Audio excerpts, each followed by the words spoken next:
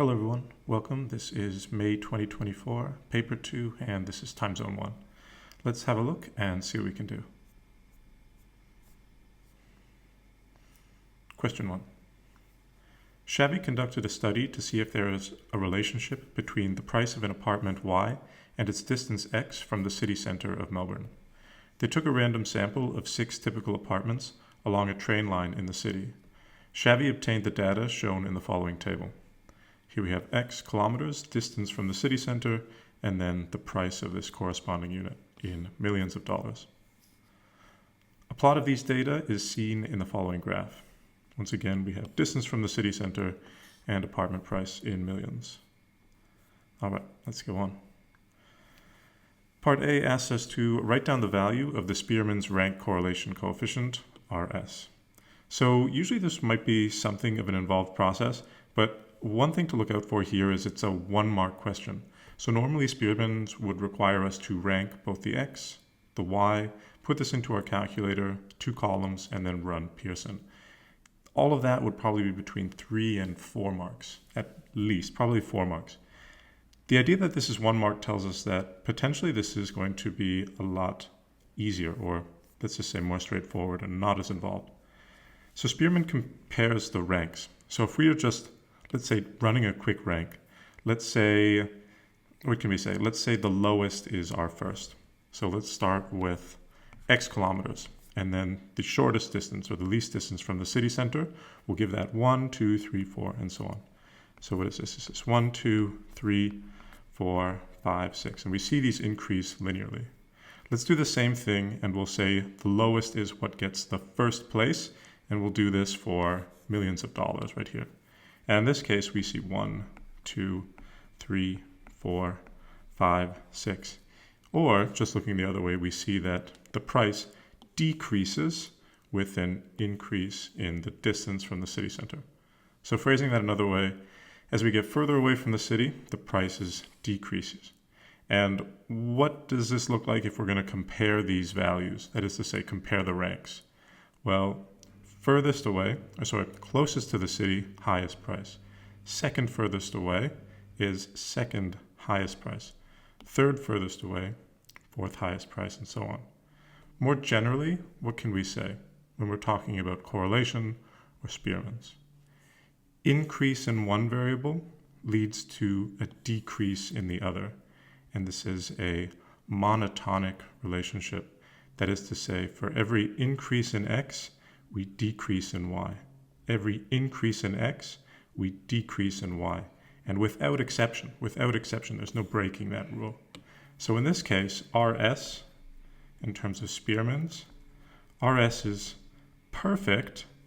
And since increase of one thing, increase of X, leads to decrease of the other, we have also a negative correlation. So here we have perfect monotonic relationship. That means increase of one variable leads to an increase in the other, or in this case, decrease of the other. And it's negative. Negative because increase in one variable leads to a decrease in the other. All right. So what is RS? RS is equal to -1. We don't need to put this into the spreadsheet. Okay. Part 1 of B. Find Pearson's product moment correlation coefficient R. And then part 2, we want to use our value of R to state which 2 of the following would best describe the correlation between the variables. And so in this case, we have 4 marks because it's going to be a little more involved. We're going to need to put this into the calculator. So let's go look at this data here. This will be our X column. This will be our Y column. We'll put in the values themselves, and then we'll run Pearson. All right. So here we are in the calculator. Let's go into spreadsheets. Set up X and Y columns, and then we'll put in the values for the distance, 7, 8.4, 10.3, and so on,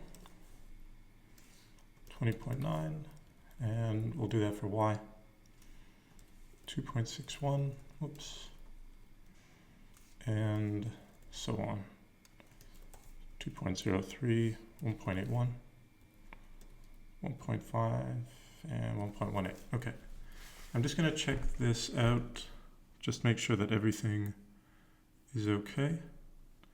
3, 12, 5, 17, 8, 29. 2, 6, 1, 2, 4, 4. All right, this looks good. So let's go and run a Spearman correlation. We have two variables, one of them being distance, one of them being price. Menu, statistics. We want to go stat calculations, and we want to run two variable statistics. Where did we put the x's? And where did we put the y's? All right, we're good.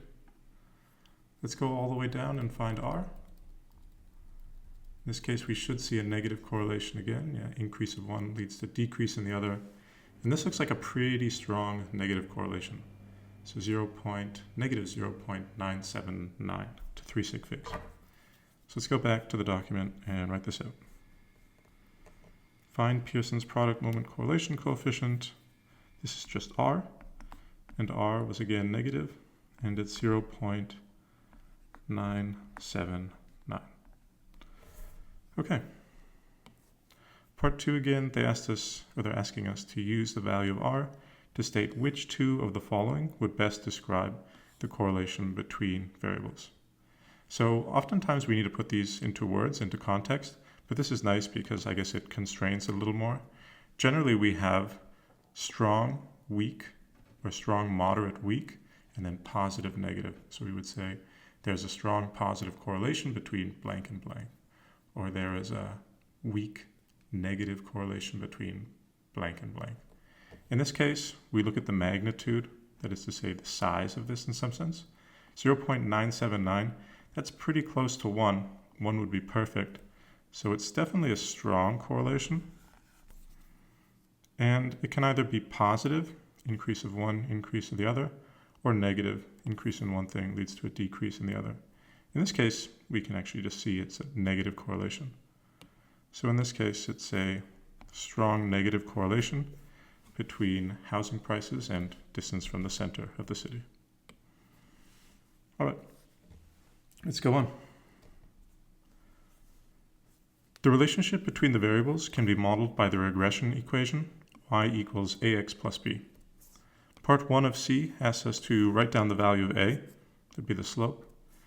Part 2 asks us to write down the value of b, that's our y-intercept. And then part 3 asks us to, or states that according to this model, in context, state in context what the value of b represents. So what does this thing mean in real world? So this is a linear equation. So let's go and run a regression here and find these values for slope and y-intercept. So let's go back to the calculator. So a nice trick to clear all of this is to Control Z. And this is just a plain simulator. So everything you can do on the simulator, you can do on the actual calculator you have. So if you press Control Z, you can release or get rid of all of this. So Control Z, and now we just work with the data set again. All right, so let's go menu, statistics, stat calculations. In this case, we want to run a linear regression, mx plus b. X is from the x, y is in y, and we're good. Okay.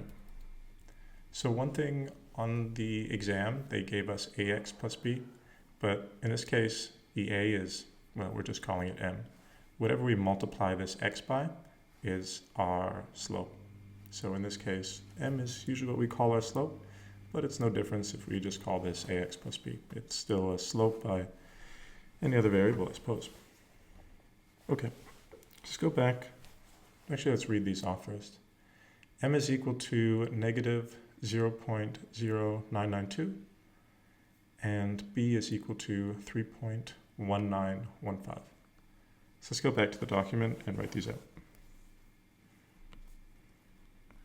So a is equal to negative 0.0992. B is equal to 3.1915, or to 3 sig figs. We can write this as 3.19. All right. According to this model, state in context what the value of b represents. So here's our linear equation, A itself is a slope, it's the rate of change. B is our y-intercept, so where we intersect the y-axis. And in the context of this question, this is distance from the city center, and this is price.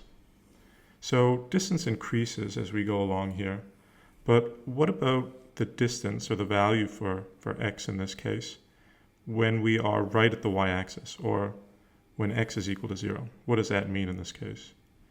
Well, x being equal to 0 tells us that we are, in this case, 0 kilometers from the city. So where we cut the y-axis when x is equal to 0, or essentially our y-intercept, which might be something around here, tells us the apartment price in millions for a house that is 0 kilometers from the city center, or I guess we could say directly within the city center. So once again, y equals mx plus b. B is our y-intercept. Y-intercept is where we cut this y-axis. What is it in this case? Well, that's when x is equal to 0, or when we're 0 kilometers from the city center. And the y value in that place is, well, maybe I think we had it below 3.119. And that's going to be the price of an apartment, or I guess, yeah, in this case, an apartment 0 kilometers from the city center. So, according to this model, state in context what the value of b represents. This would be price of an apartment, and that would be price of an apartment, and where would this be? This would be within the city center. I guess we could say within the city center, or if we wanted to, we could say 0 kilometers from city center. And that would be our y-intercept. Sometimes they ask you for the a value, which would be the slope. And I know it's not asked here, but just if it were to be, if it was asked, that would be the rate of change. That would tell us for every kilometer, the price of an apartment decreases by $0.0992 million. Or roughly, I guess we could say $90,000, or maybe close to $100,000. So every 1 kilometer you go out of the city, the price decreases by, in this case, $0.0992 million, or roughly $100,000. All right, let's keep going. Chevy uses the regression equation to estimate the price of a typical apartment located 19.6 kilometers from the city center. Part 1 asks us to find this estimated price. All right. So we've got this equation of this regression line here, which is a model that links both the price to distance from the city center. That's why we found A and B, so we could complete this regression equation. And now we've got a model that, well, once again, links price to distance from the city center. So if someone's asking us the distance from the city center, we should be able to substitute it into our model, and then we can find the corresponding price. So let's go ahead and do that. So here's our equation. Let's maybe write it here, I suppose.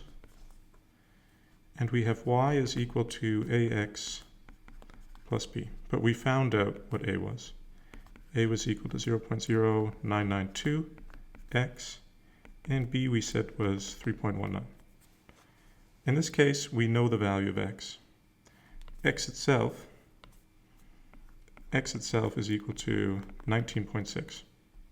That's our distance from the city center, I suppose. So let's substitute this value for x into our function, and then we'll find out what y is. All right.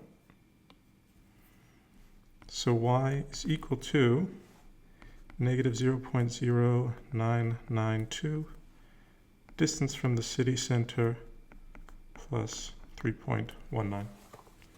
Okay. Let's go into the calculator and work this out. Here we go. So negative 0.0992 multiplied by 19.6 plus 3.19. All right. So here it is. It's 1.24568 or to 3 significant figures, this would be $1.25 million. So let's go back to the document and write this out.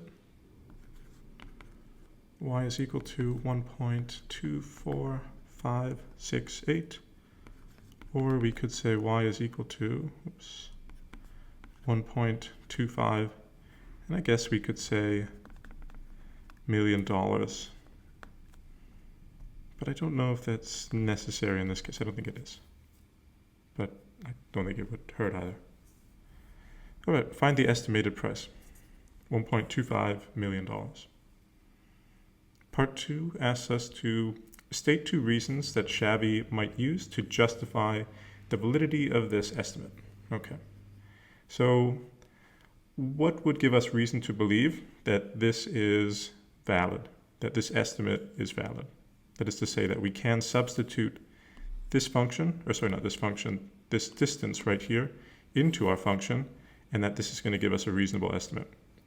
Well, looking up at the results that we found earlier, we found out that the correlation, the linear correlation, is pretty strong. That means to say for every increase in, let's say, distance, the price seems to decrease rather predictably. That is to say, there's a strong relation between x and y, a linear relation, which is what we have here. So one thing that would give us reason to believe that this is a decent estimate is that it's a strong correlation. If it was a weak correlation, then, well, it would tell us that the variables aren't related to one another all that well. But here we have a strong correlation, which gives us some confidence in this value. All right, so strong correlation. And the other thing that we have to watch out for is, are we extrapolating? Are we going beyond the range of data? So for example, I don't know if I'll do this with too much detail, I suppose, but let's say these are our range of values.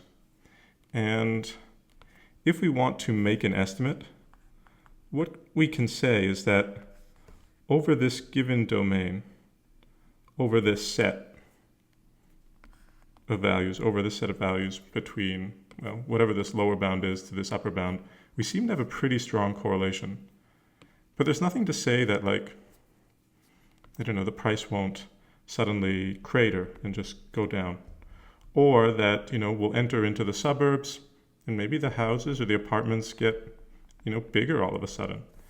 So the other danger when we're trying to generalize from some model that we've created, well, we need to make sure that the value that we're inputting is still, well, the same data that we've used to create the model.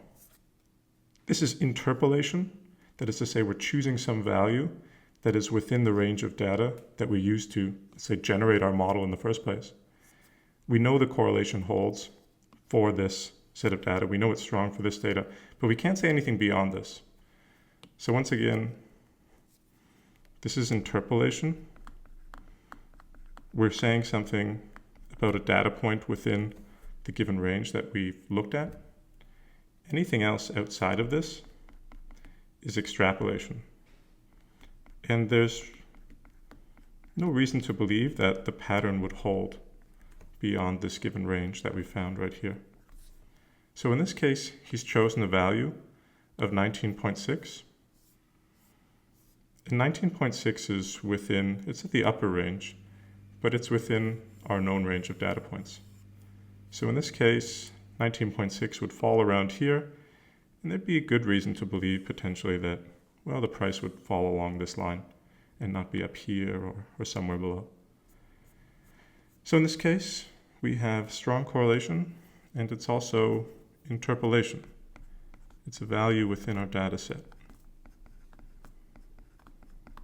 All right. Okay, not bad so far.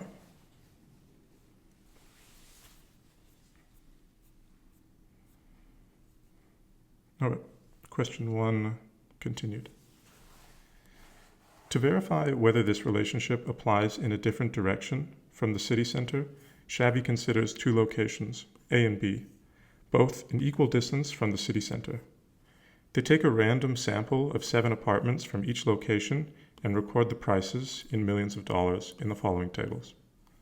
So same distance away, there's apartment price in location A and apartment price in location B, again in millions of dollars.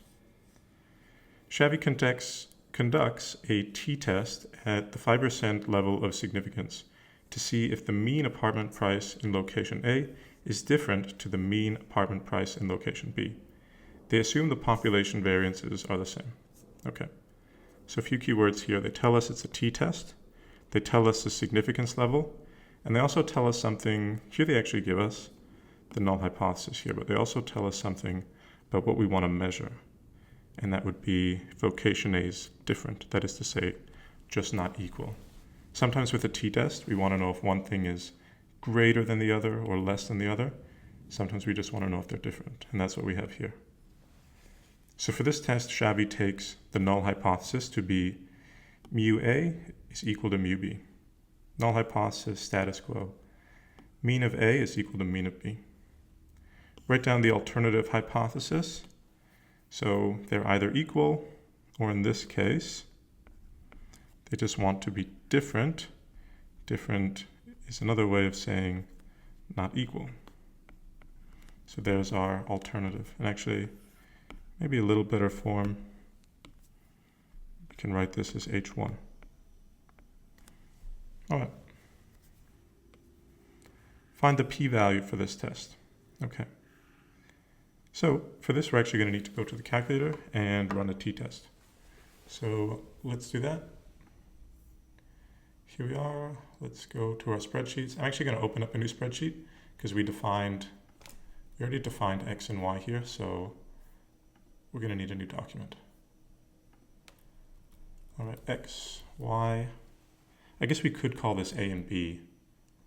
I don't think it'll matter too much, actually.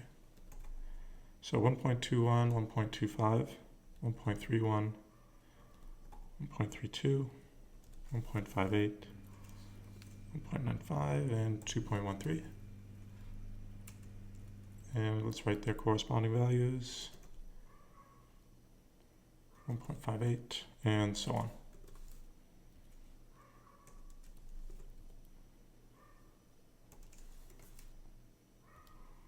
.81, and lastly 2.95. Okay, just want to make sure that all of these are correct again. 25313, 9513, good. 158, 961, 2728195. Okay. All right, now that we have our data, let's go and run a t-test. Statistics. I'm going to run a stat test, and we'll go into two sample t-tests right here. Data, and then list 1 is in X, list 2 is in Y, and this is important. We have our null hypothesis, alternative hypothesis is just different, so not equal, and then pooled we always set to yes. And we'll see what this means. This is the assumptions that we make. That is to say, equal variances, and they're both normally distributed.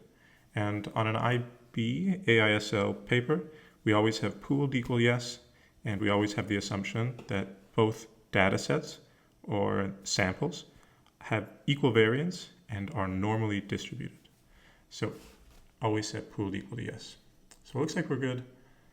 Let's go and run our test, and here it is actually already.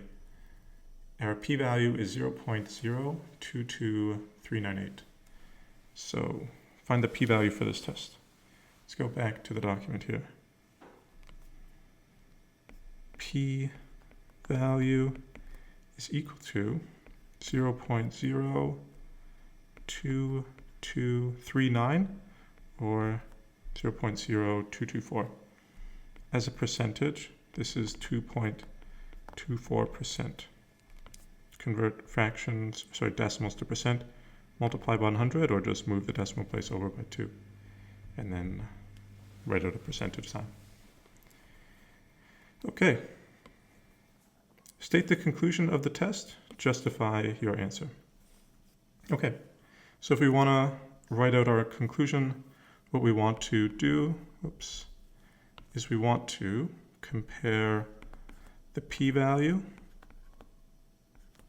to p crit.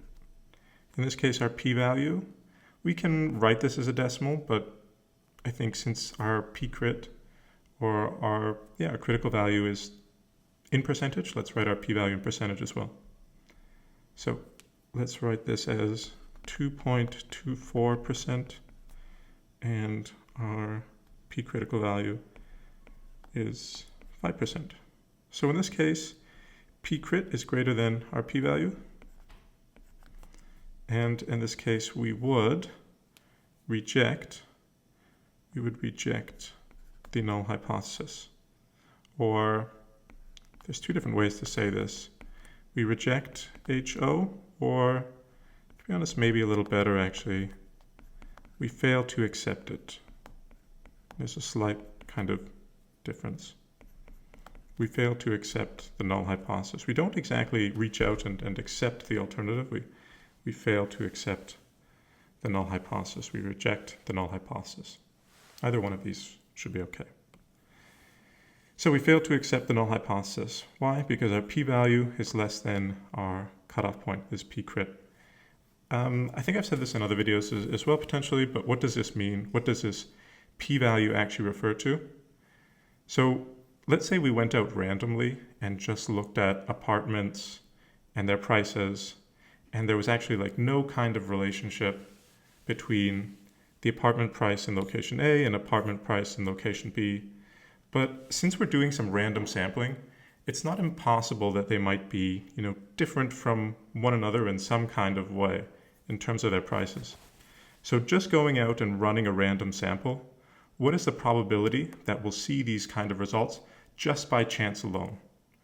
And in this case, going out and running a random sample, just looking at apartment prices in location A and location B, not knowing whether there's actually a difference between them, just going out and collecting data for both of these sites, what is the chance that we'll actually see these type of results?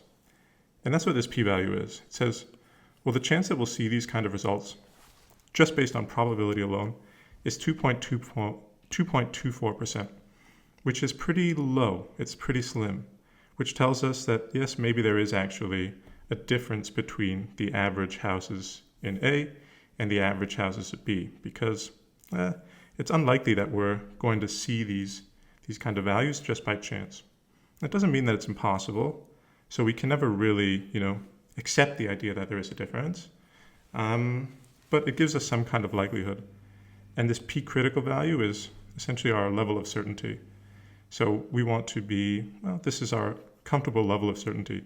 If it's less than 5% likely that we're going to see these kind of results just based on chance, then we can reject the idea that there's no relationship between them.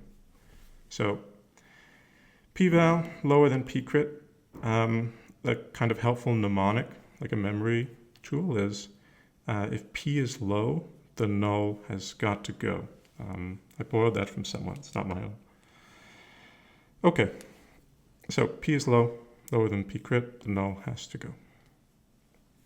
Okay, and that would be for our 2 marks.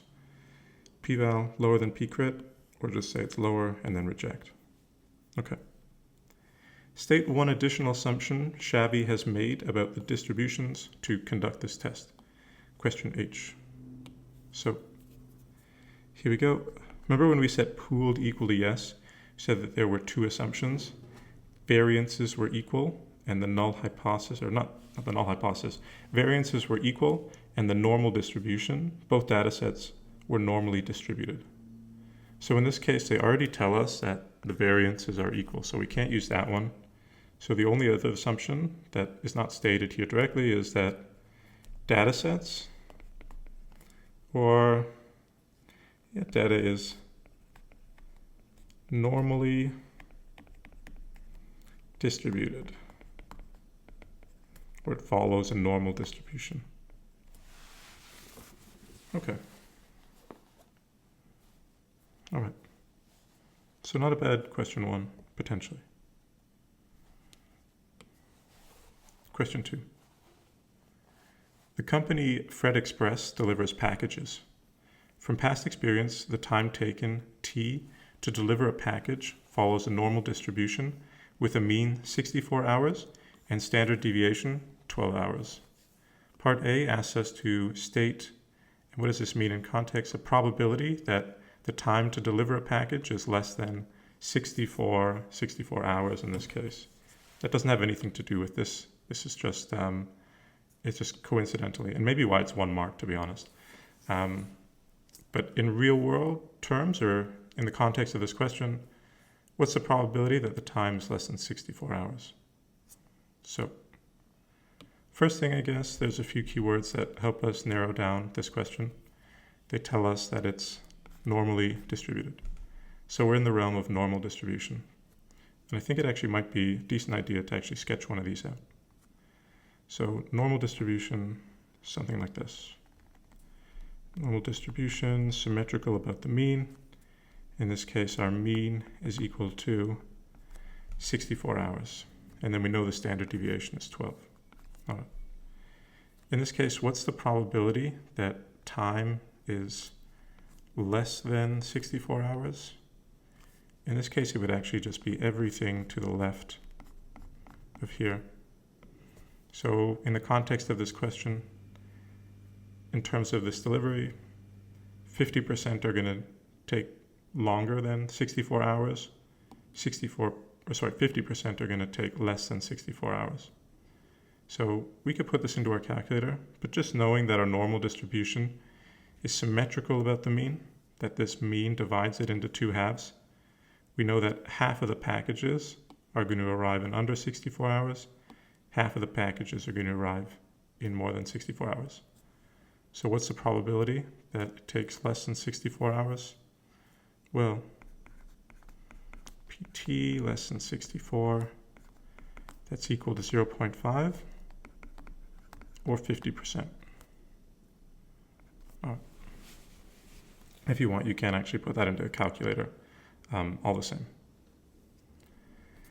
Okay, part B, 2-mark question. Find the probability that the delivery time is greater than 44 hours or less than 64 hours. Okay, I'm gonna clean this up and we can use this again. All right. So in this case, we have a range, 44 hours to 64 hours. Let's write this out. So let's put 44 hours, might be something like this. And this will be 44 hours, oops. That's okay. This is 44 hours, and this we already know is 64 hours. So essentially we want to find the area under the curve between these 2 boundary points. So total area under the curve, this represents all of the packages. What are the percentage of packages between 44 hours and 64 hours? So let's go to the calculator and work this out. This is a normal distribution question. So here we go. Menu, probability, distributions, and let's go normal CDF. Okay. Lower bound is 44. Upper bound is 64. Mean itself is our mean is 64 hours, and our standard deviation is 12 hours. All right, I think that's good. In this case, we have roughly 0.45221, or 45.2% of the packages arrive between 44 and 64 hours. So let's go to the document and write this out. Okay. What is this equal to? 0.452. Okay. 2 different ways we can get method mark. We can either sketch this out. Usually you can actually write this as in this is what you are solving for. The IB also accepts calculator notation. So you could also use norm CDF,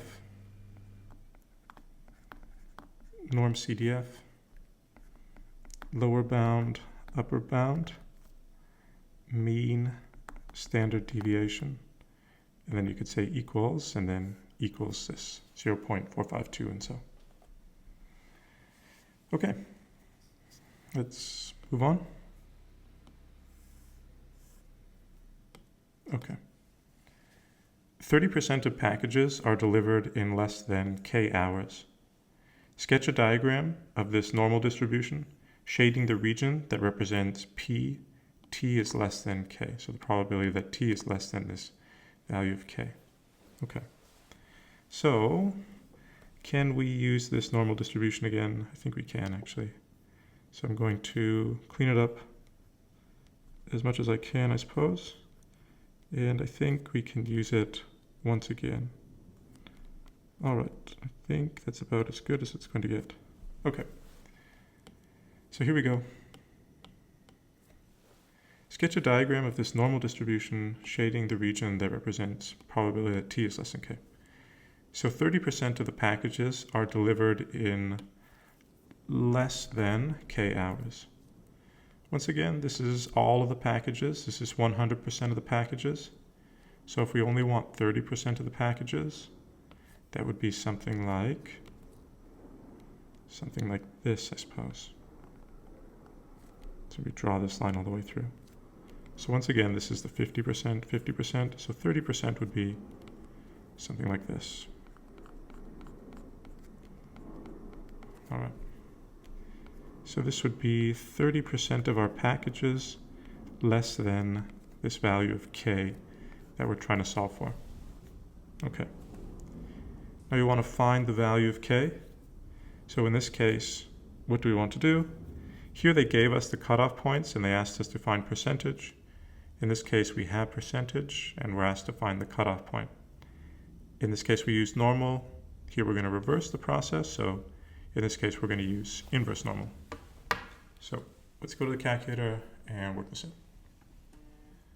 Menu, probability, distributions.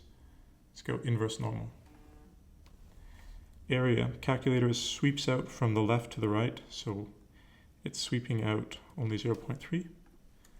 Mean is 64, standard deviation is 12. All right, so in this case, the answer is 57.7. What that means is 30% of the packages are delivered in under 57.7 hours.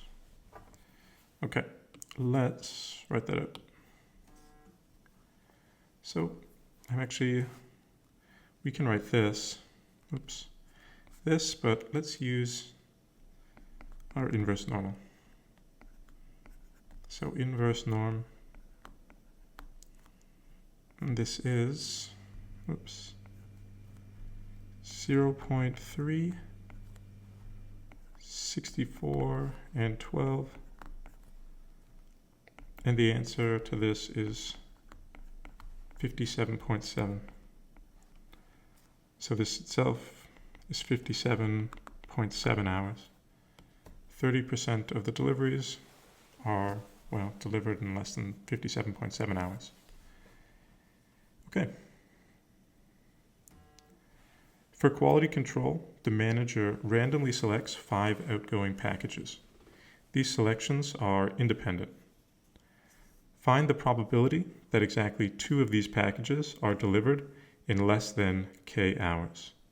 Okay, so kind of an interesting question. There's often, to be honest, this is actually a pretty common pairing.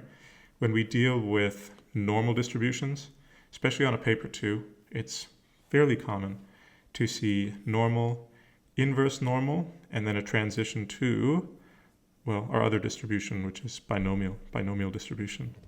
And there's a few other kind of key considerations here. They don't directly say that blank is binomially distributed or blank uses a binomial distribution to test.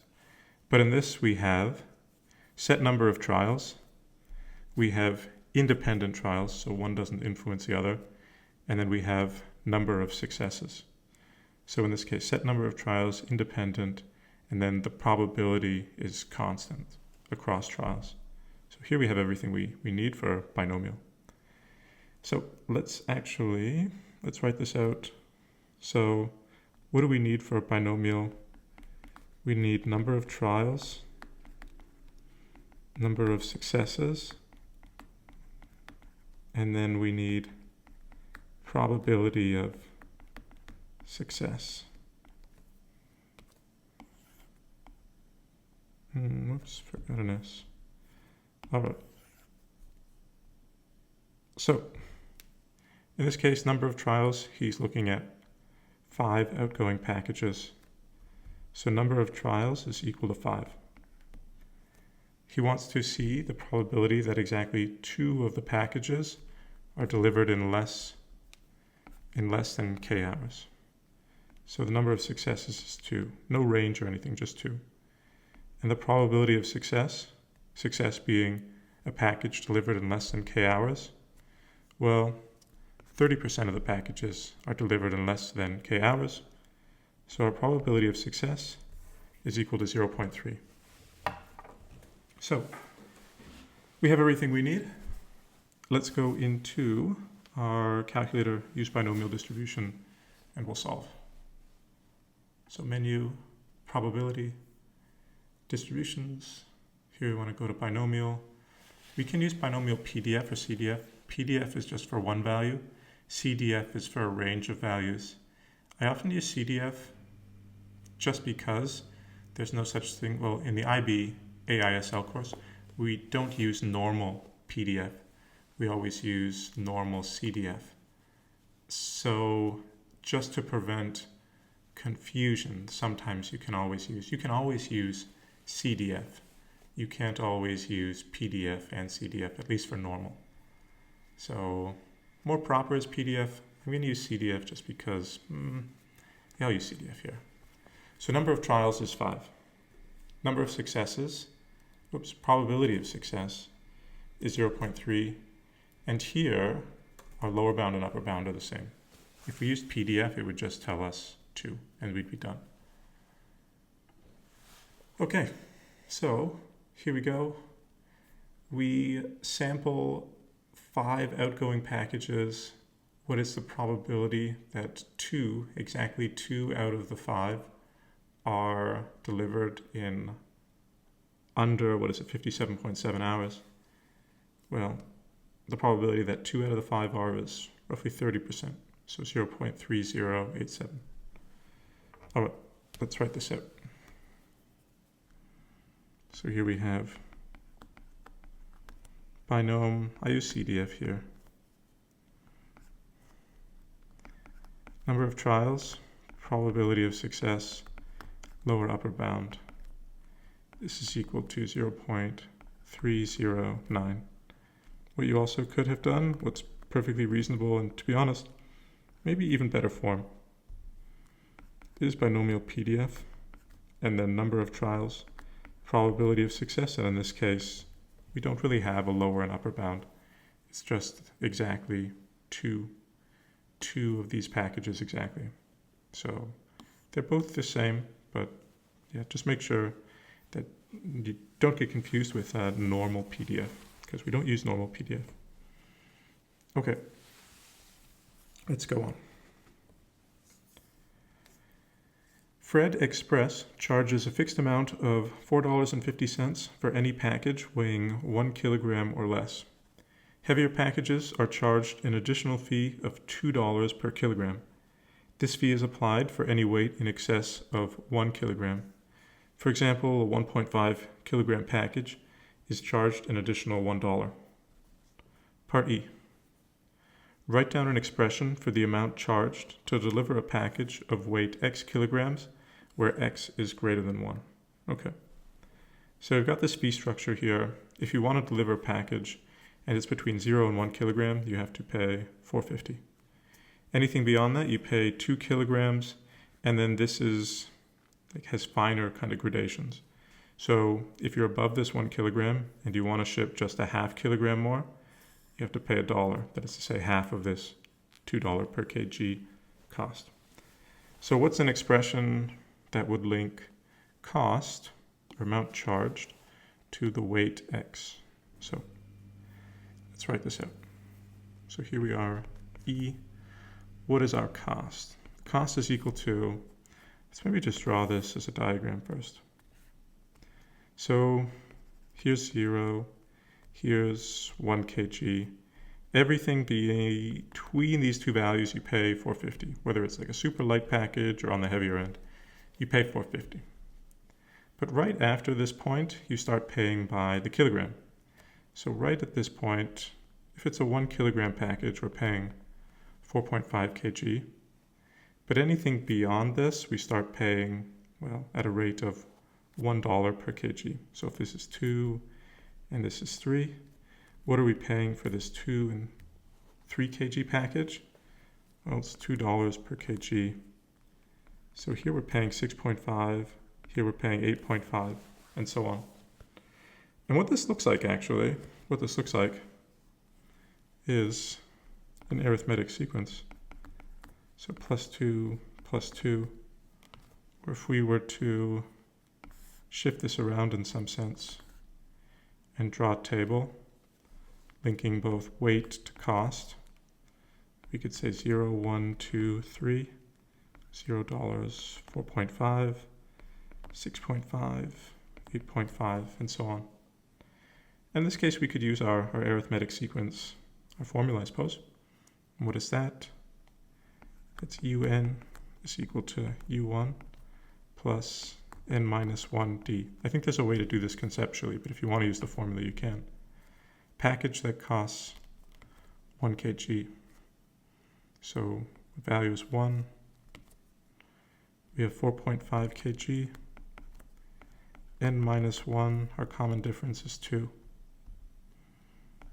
And that would be our pattern rule. We could expand to clean this up if we wanted. And then we get something like this. 4.5 plus 2n minus 2, or 2n plus 2.5. So that would be a way to work it out. The IB would accept this, and of course they would accept this. So that would be our expression that links the weight, we should really write this in x actually, and cost. So let me write this out. So we could write this as 4.5 plus x minus 1 times 2, or we could write it as 2x plus 2.5. Okay. Part F. Find the amount Fred Express charges for a 5.3 kilogram package. All right. So we already have an expression, or in this case an equation actually, which links the weight of a package to its cost. So in this case, it's only a 1-mark question. They're asking us to use this function, essentially, plug in this value for our weight, and then find the cost. So let's go ahead and do that. So F cost is equal to 4.5. Oops, I'll use the bottom one. I think it's easier. Cost is equal to 2x plus 2.5. So when x itself is equal to 5.3, what is the cost? So let's go and work this out. Yeah, let's work it on the calculator, that's fine. Here we go. 2 times 5.3 plus 2.5. That's going to give us 13.1. So it would cost $13.1. Okay. Let's go on.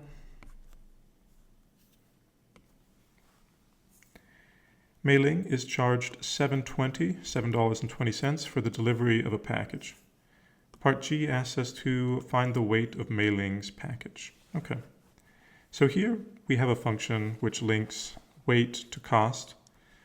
Functions allow for us to input some value and then find the output, but we can also put in the output of 720, and then find the corresponding input. So functions, yeah, they take inputs and give us an output. We can also feed in an output and then find the corresponding input. So in this case, let's write it out once again. Cost is equal to 2x plus 2.5. So Mailing is charged $7.20. How much would her package have weighed? All right, for this we can go ahead and work it out algebraically or end solve. I'm going to go to the calculator and end solve this.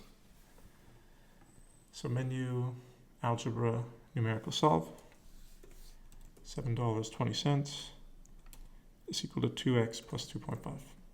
Ask the calculator to solve for x. And this would be the weight of the package, 2.35 kilograms. Okay, let's go back and write this out. So x is equal to 2.35 kilograms. All right, I think we're good. Okay. Part 3. A shop uses the following model to estimate N, the number of smoothies sold per day in terms of X, the price of a single smoothie in pesos. Here we have a function relating the number of smoothies to the selling price. The maximum number of smoothies the shop can make in a day is 400. Part A asks us to find the maximum price they could charge per smoothie for the shop to sell 400 in one day. Okay, so once again, here's a function. It relates the number of smoothies sold to the price. We know how many we're going to sell, or we hope to sell in some sense. We're going to sell 400. What would the corresponding price be? So function input outputs. We know the output of 400. What's the input? So let's go to the calculator and work this out. We can actually end solve this. So here we go. Menu, algebra, numerical solve. So number of smoothies is 400, and we want to find the price. So 40,000 over x squared, and then what is x? This might give us a negative. No, here we go. So answer is 10 pesos. That's what we can price it as. So let's go back to the document here. 2-mark question, we'd want to show our work. So N is equal to 400. We would essentially write 400 equals 40,000 over x squared, and x itself is equal to 10. Okay, let's go on. Part B. On a day when the shop sells smoothies at 50 pesos each, use the model to find the number of smoothies sold and the total income from the smoothies sold. All right. Once again, input, output, we've got a function here. We know the price, that is to say, we know that x is equal to 50. What does n equal to? So we know the price we're going to sell our smoothies at. How many could we expect to sell? What is the number of smoothies? So let's actually write this out first. Here we have n is equal to 40,000 over, and in this case, 40,000 over 50 squared. Okay, let's go to the calculator and work this out. So what is 40,000 over 50 squared? It is equal to 16. So let's go back to the document here. 16. We could expect to sell only 16 smoothies, which is maybe not too many, I suppose, over a whole day. Part 2, the total income from the smoothies sold. So use the model to find the total income from the smoothies sold. So we sell 16 smoothies, and we sell them at 50 pesos a piece. So how much are we earning altogether? Well, we've sold 16 smoothies, and each one of them is sold for 50 pesos. So 16 times 50, what is that going to be? I think it's going to be 40. Let's actually just write it out. 16 times 50, yes, 800. There we go. Okay. So we could expect to make 800 pesos. So there we have it. I think that's all we need for this. So shop sells smoothies, 50 pesos each. They sell 16. How much do they earn? Well, 50 pesos for every smoothie. 50 times 16 is 800 total pesos. All right. Let's go on. The cost of making each smoothie is 20 pesos. The profit per day is the total income from the sale of smoothies that day minus the cost of making them. Part 1 of C, show that according to the model, P is equal to 40,000 over X minus 800,000 over X squared. So P is the profit per day, and it's total income from the sale that day minus the cost. All right. So we have to try to write some equation and show that it would equal this. So let's actually try to write this out. So here we are, C1. Profit itself is equal to the income. Sometimes we write this as actually revenue. Revenue minus cost. We could say income minus cost. Or we could say earnings times cost in a way, but let's use revenue minus cost. Same thing as our total income minus the cost. Okay, so how much do we make just in terms of the amount of money that we have in our hands at the end of the day minus, minus the cost, not considering the cost initially. So N would be the number of smoothies times the price that we sell them at. So remember up here they gave us the variables. N is the number of smoothies and X is the price of a single smoothie. So we sell a certain number of smoothies and we sell them for X pesos each. This would be the total amount that we earn. But it's not going to be our total profit because we do have some costs. So N times X minus the cost. Well, it says that we are going to need to pay 20 pesos for each smoothie. So the cost of making it is 20 pesos for each smoothie. So X is the cost of, or sorry, not X is not the cost, X is what we earn. N is the number of smoothies that we sell. And we know it costs 20 pesos for every smoothie. So in terms of our total costs, we're going to have to pay 20 pesos for every smoothie. I'm going to write this as NX, just for simplicity, I guess. Okay, so NX, number of smoothies times the price that we're selling, that's the total amount that we earn, minus the cost 20 pesos for every smoothie. Okay, but we're not quite done yet because this definitely doesn't look like this. First off, this is all in terms of X, where this has N and X. So is there any way that we could replace this N for an X? Can we substitute?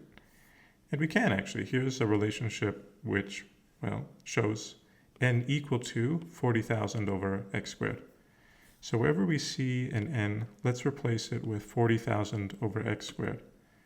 Because remember, this equal sign is essentially is. So N is 40,000 over X squared. Wherever we see an N, let's just replace it with 40,000 over X squared. 40,000 over X squared. And then we'll leave this X right here, minus 20. Then we have 40,000 over X squared. Okay, so let's go ahead and work this out. All we have here is a fraction being multiplied by, in this case, this variable. And here we have, once again, a fraction being multiplied by this negative number here. So what I'm going to do is I'm going to actually create a fraction. I'm going to write this as x over 1. We can do the same thing with this. When we multiply fractions, we multiply the tops together and the bottoms. Actually, to be honest, we could do that, but to maybe speed things up a little, here we have an x in the numerator and an x squared in the denominator. To speed things up, what we can do is we can just cancel one of these. This is x times x, this x squared. So we can get rid of one of these x's. So now we have not x squared, but just a single x. And now this will simplify to 40,000 over x. And let's do the same here. Multiply 20 by 40,000. And since it's a negative, we keep this negative out here. It's going to be 800,000. And it's all over x squared. And that is what we have here. So 40,000 over x minus 800,000 over x squared. And this gives us our profit right here. Okay, so I think we're good. Next question, part 2. They're asking us to find dp dx. So change in profit as a function of change of our price. So in terms of our increase or decreasing of price, what is the impact on our overall profit? So change in profit is a function of change of price. Another way to put this is we want to find the derivative, or p prime, the derivative. So let's go ahead and work this out. So I'm actually going to borrow this right here because it's already done. And we'll put it down here. And we'll just write it in terms of p. Okay. So let's go ahead and take the derivative. So if we want to take the derivative, in our formula booklet, we have this, right? This is f of x is equal to x to the power of n. We want to take a derivative. What can we do?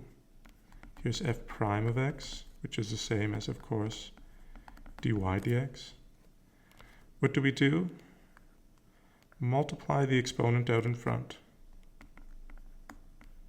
and then take one away from that exponent. So this is our normal function. What do we do? Multiply the exponent out in front and then take one away from the exponent. And that is our derivative. Okay, but I guess there's one thing that makes this a little trickier, is that our variables here are all in the denominator. So we can't yet work with this.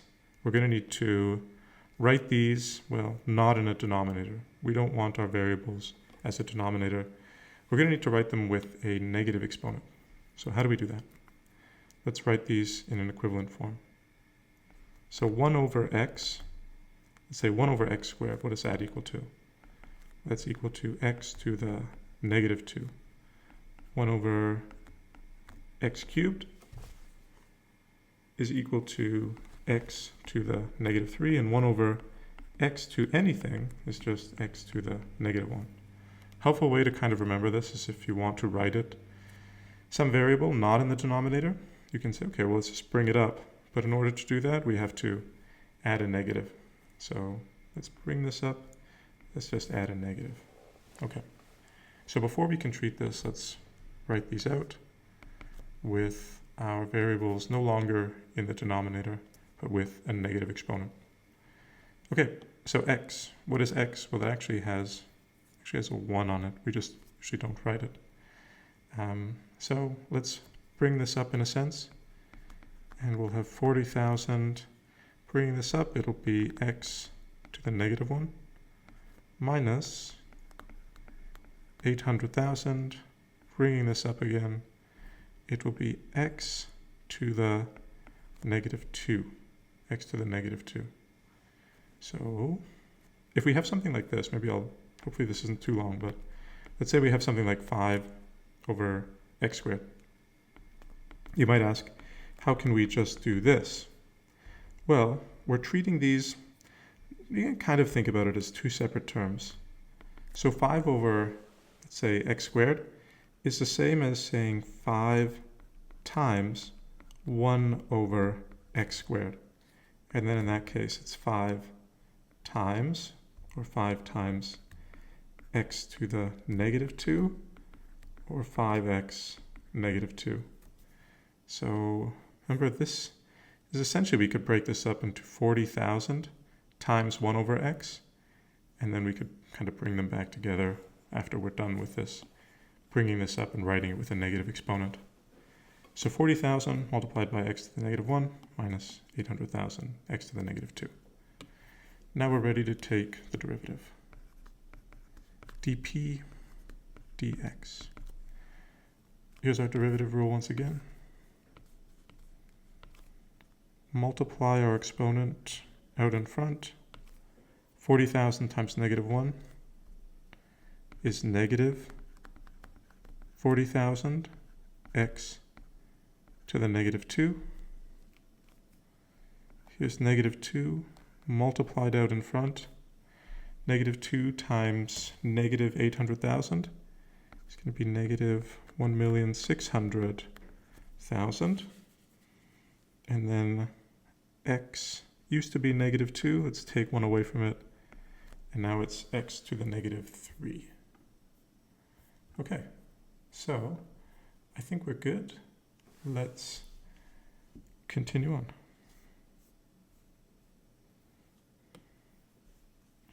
Part 3. Find the value of x for which dp dx is equal to 0. Okay. So here we have already dp dx, and we want to know when all of this is equal to 0. So here actually we can just end solve essentially. We know what dp dx is. We know it should be equal to 0. Let's put this in, substitute for dp dx. Now we have an equation just in terms of x, and we can solve. So let's actually clean some of this up. And, whoops, didn't work. I'll just erase it. And let's make some room. And solve for this final part here. Okay, so this is C3, I suppose. So C3. I'm going to copy this because we'll need it. So here is dp dx. We want to find out what the value is of x when dp dx is equal to 0. So let's actually just place dp dx with 0. And now essentially we can end solve. Let's find that value of x that makes that true. So here we are on the calculator. And let's go. Menu, algebra, numerical solve. 0 equals, and we have negative 40,000 x to the negative 2 minus 1,600,000 x to the negative 3. And we want to solve for x. I'm hoping end solve works here. It does. This isn't a good value, I don't think. X is the price, I believe. X is the price of a single smoothie. So if they're paying people $40 to take their smoothies, then, well, this doesn't seem to make sense. It doesn't actually give us a domain restriction in the original question, which is kind of strange because we wouldn't imagine a business wanting to do this. But let's actually write this out. We can graph it or we can end solve. So here we go. We're still asking the calculator to solve for x, but let's write a condition. We'll say, please find the value greater than 0. So comma 0. End solve finds the value closest to 0, and it goes left, right, left, right. So here we're saying, here's a lower bound, find something to the right of this. And it's saying no solution found, which is a problem. Let's go ahead and graph this actually and see what it does for us. So here we are. Let's zoom fit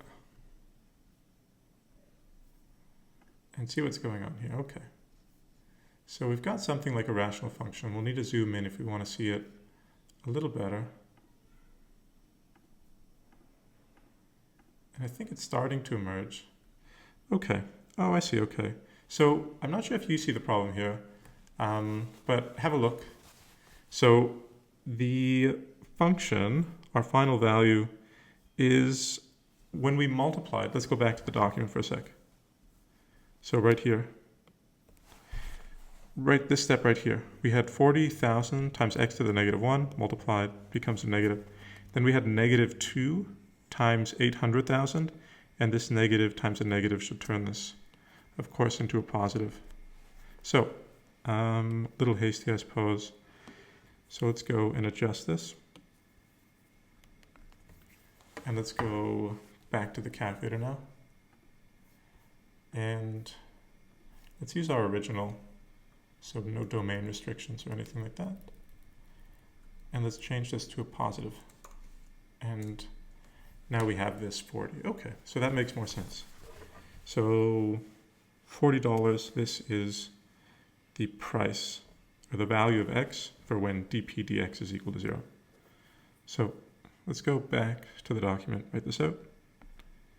X is equal to 40. All right. So, moving on. C4.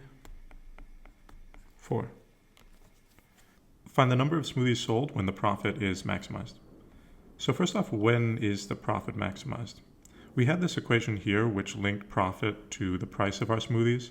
Then we found the derivative, and then we found the point where the derivative was equal to 0. And sometimes they actually end these questions with a hence, which actually asks us, or not asks us, but requires us within the process to make use of what has come previously. But in here, often in a good IB question, these aspects or these parts link together. That is to say, in order to take the derivative, we need to have our function. In order to set it equal to 0, we first need to have the derivative. And then in order to know when the profit is maximized, it might be helpful to use the derivative in this case. So how can we use this derivative, dp dx is equal to 0, to tell us when the profit is maximized? So I'm actually going to draw or sketch out this function right here. So here we go. Looks something like this. So here's profit, and here is x, the price. And I won't worry about the negative territory because they're not giving away the smoothies. But it looks maybe something like this. So this rises, and then I think I can do maybe slightly better than this. Rises and then falls and gradually decreases. Okay, so if we want to talk about our derivative right here, change in profit over change in price, we're talking about the instantaneous rate of change, or the slope, the gradient at any given point. And what is the significance of this dp dx is equal to 0? That is to say, the significance of the change in price being 0, and how does it relate to the maximization of profit? So let's look at these points, or look at various points on this function and see what's happening. Instantaneous rate of change, the slope at this point is very, very positive. It's increasing, it's increasing, it's increasing. If we just sell, if we raise our price just a little more, it doesn't impact sales so much. Our profit's increasing, increasing, increasing, increasing, up until a point where it doesn't increase anymore, where we reach this highest point, and our slope at this point is equal to 0. That's when dp dx is equal to 0.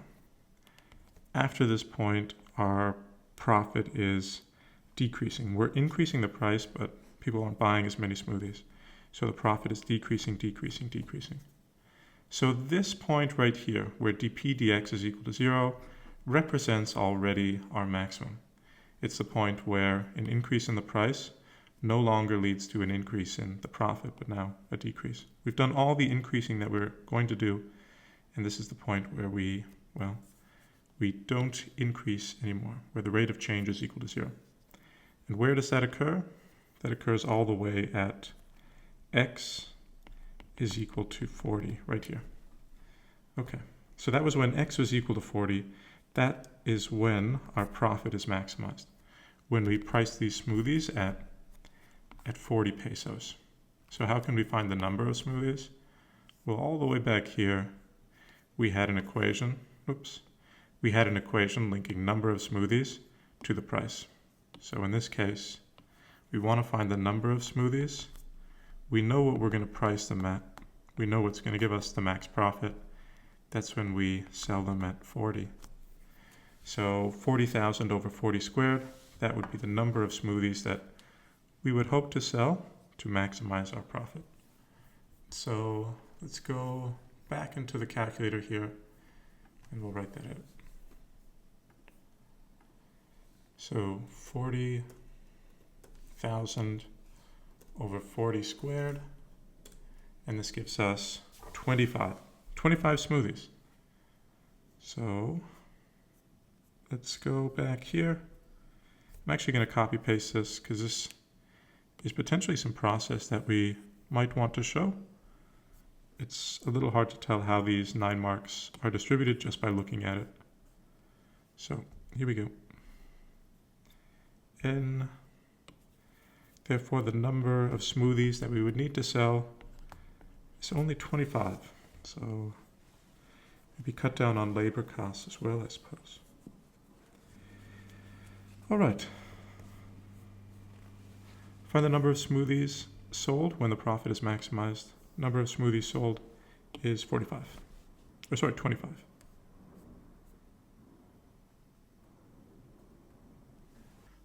Question 4. A type of generator will only function if a particular switch is working. The generator has a main switch A and a backup switch B. The manufacturer claims the probability of switch A failing within 1 month of being fitted is 0.1, and the probability of the cheaper switch B failing within 1 month is 0.3. Whether or not a switch fails is independent of the state of the other switch, so that's important. If both switches fail, the generator needs to shut down to replace the switches. Both switches are replaced after a month of use, whether they have failed or not, or whenever the generator needs to be shut down. The following tree diagram shows the probabilities of a switch failing within 1 month of them both being replaced, assuming the manufacturer's claim is correct. So here we have switch A, probability of it failing or not failing, and then these two events are independent of one another, which means they don't influence one another. And switch B, its probability of failing and not failing. So we've got this tree diagram here. Question A. Write down the values of, and then A, B, and C, so corresponding to these values in our tree diagram. There's only a 2-mark question, so let's see what they're asking, and maybe we can make not exactly quick work of this, but we'll see.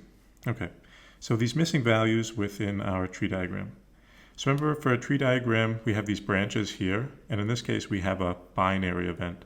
So one of these things has to happen. The switch can either fail or it can not fail. These are the only 2 things that can happen. This is an exhaustive set. This is all the possible things that can happen. So the probability that it fails is 0.1. So the complement of this, or what is left over, is going to be, well, not failing. And this is going to be equal to 0.9. So A is equal to 0.9. And what about for switch B? The probability of switch B failing within 1 month is 0.3. So they already give us this. The probability of switch B failing is 0.3. So we can go ahead and write that. And then once again, we have binary events. It either fails or does not fail. So if it fails 30% of the time, that means it doesn't fail 70% of the time. Or we could say 0.7. All right. So remember, these are essentially complements of one another.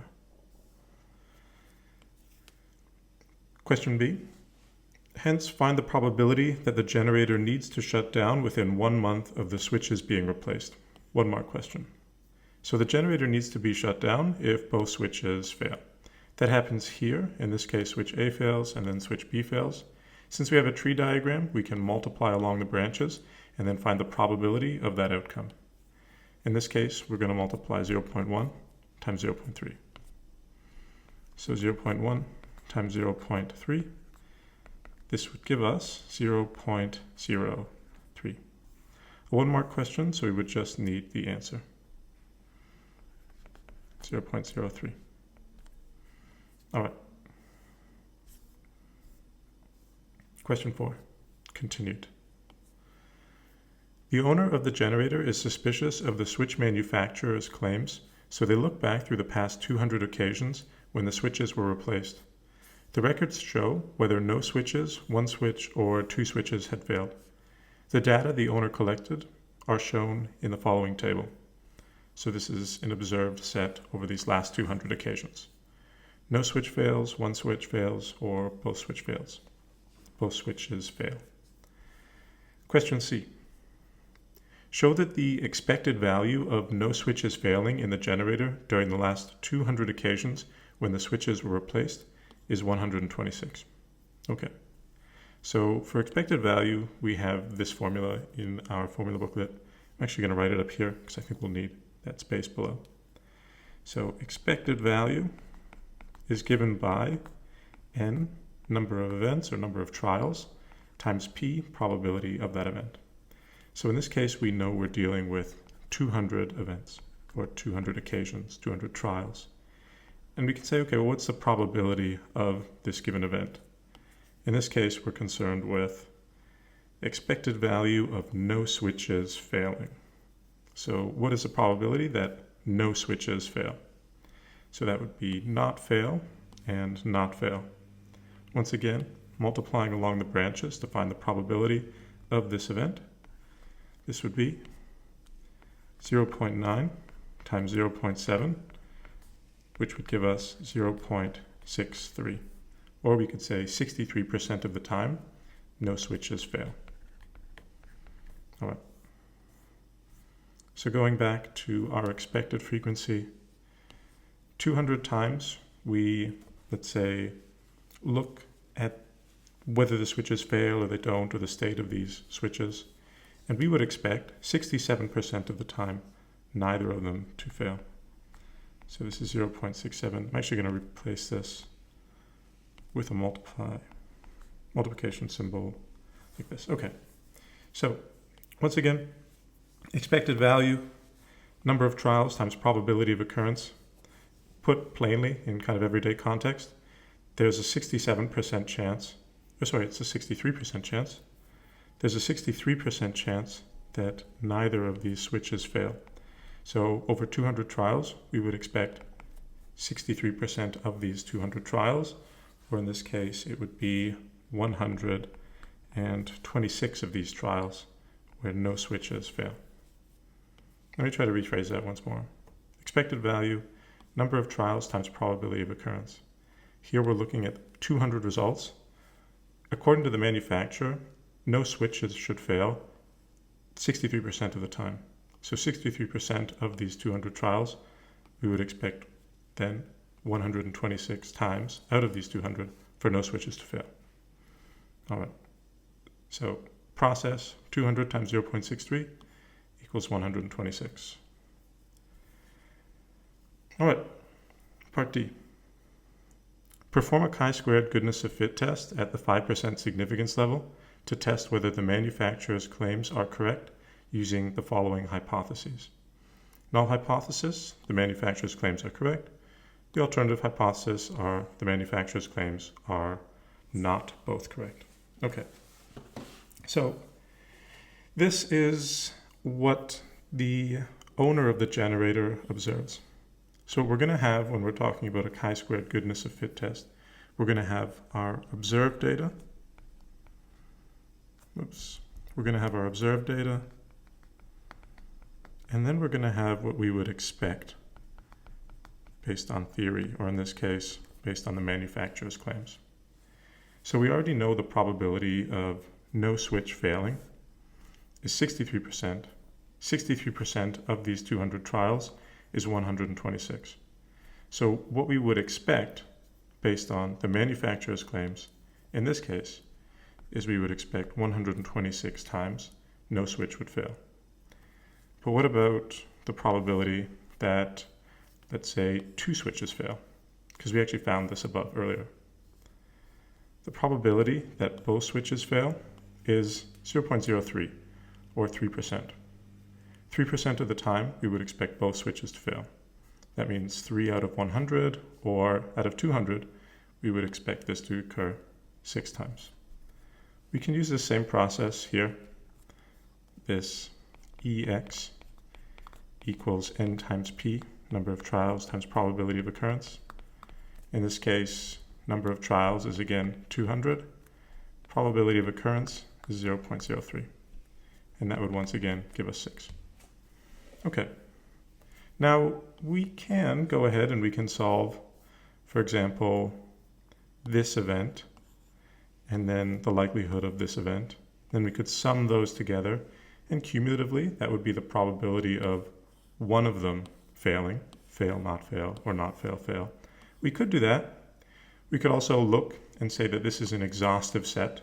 So if this is 3%, this is 63%. Altogether, this would be 66%, or cumulatively, both of this would be equal to 66%, or 0.66.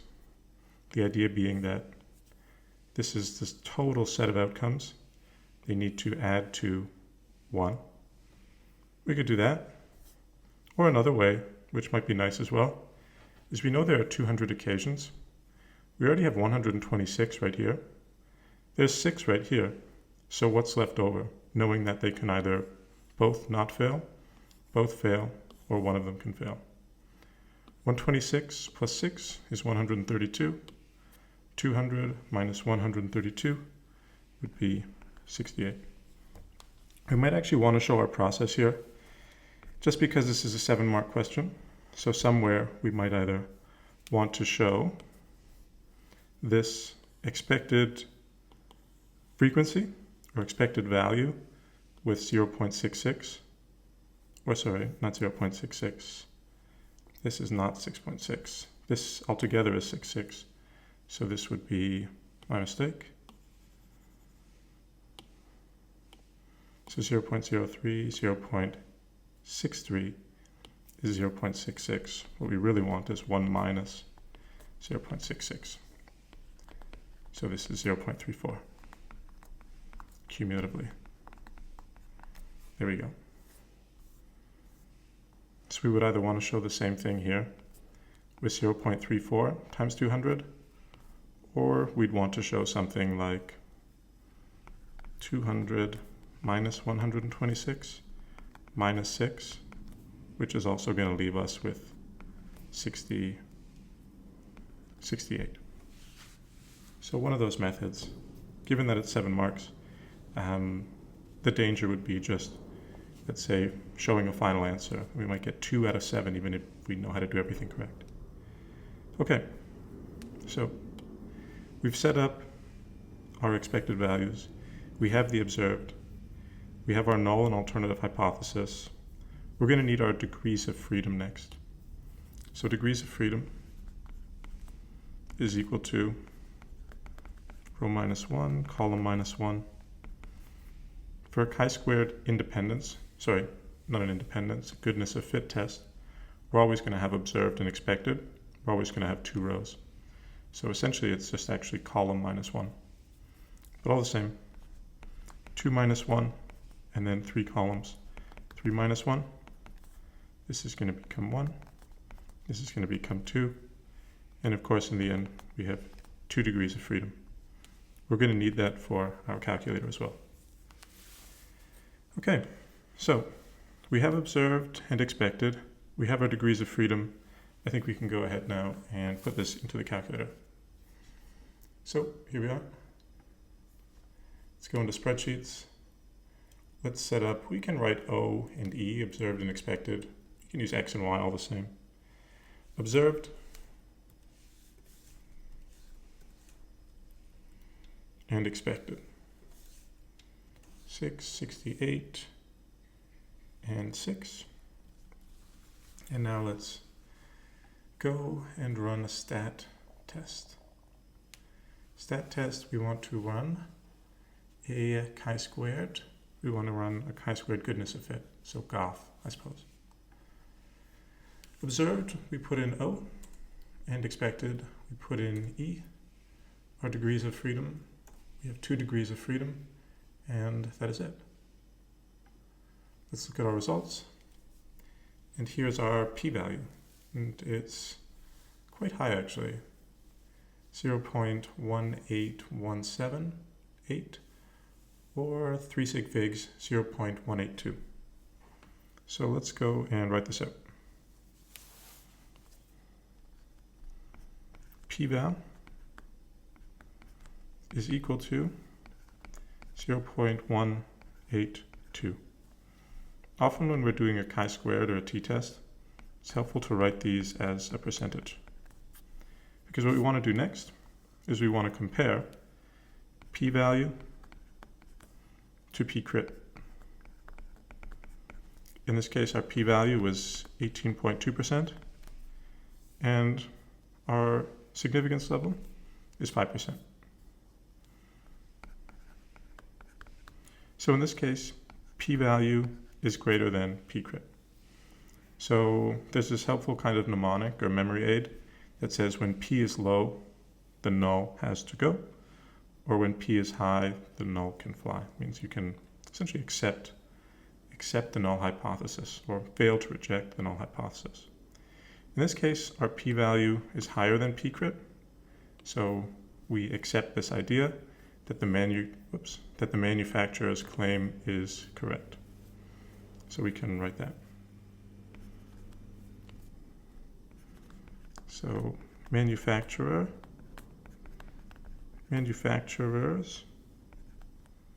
claim is correct. All right. So let's see, 7 marks, have we covered it? So in this case, we're going to want to find all of our expected values, degrees of freedom, p-value, comparison of p-value and p-crit, and then a claim at the end. So something saying that we have insufficient evidence to reject the null hypothesis, or we could say something like the manufacturer's claims are correct. Either one of those would be fine. Okay.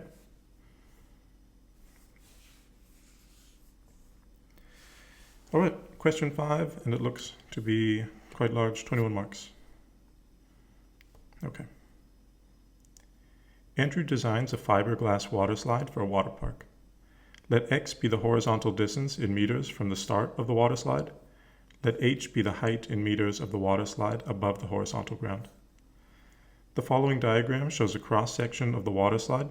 The water slide will be supported by a concrete structure represented by the shaded region in the diagram. All right. So here's the water slide here. X is distance from the starting point, h is the height, and this is all concrete, which supports the water slide. It is known that h prime of x is equal to 0.6x squared minus 1.8x. So this is our derivative. It's not a function that relates h to x. It's our gradient function, which relates the instantaneous rate of change, or the gradient, or the slope, to any single given value of x. So let's go to A. Start at A. Find the gradient of the water slide when x is equal to 2. So gradient of the water slide, we can use our gradient function, our derivative. Normally for a function, or not exactly normally, but for a quote-unquote regular function, h of x is equal to something. We have some input of x and it will tell us the height. In this case, with our derivative, our gradient function, we put in some value of x, in this case 2, and it will tell us the slope of the water slide in this case at that given point. So this is what our derivative does. So x is equal to 2. Let's put that into our gradient function, and then we'll be able to find the gradient. So here we go. H prime of x is equal to 0.6x squared minus 1.8x. In this case, we want to find the slope when x is equal to 2. 2 squared minus 1.8. And once again, substitute 2. All right. Let's go to the calculator to work this out. Here we go. We have 0.6, and then we're going to write 2 squared minus 1.8 times 2. All right, so negative 1.2. Remember, this is not the height, so we're not dealing with a negative height or anything like that. This is the slope at this point where x is equal to -2. Essentially, it means that, well, height over horizontal distance. At this given point, the height is changing by 1.2 meters in the negative direction for every 1 meter that we go across in the horizontal. So let's go back and write this out. In this case, h of 2 is equal to -1.2. Okay.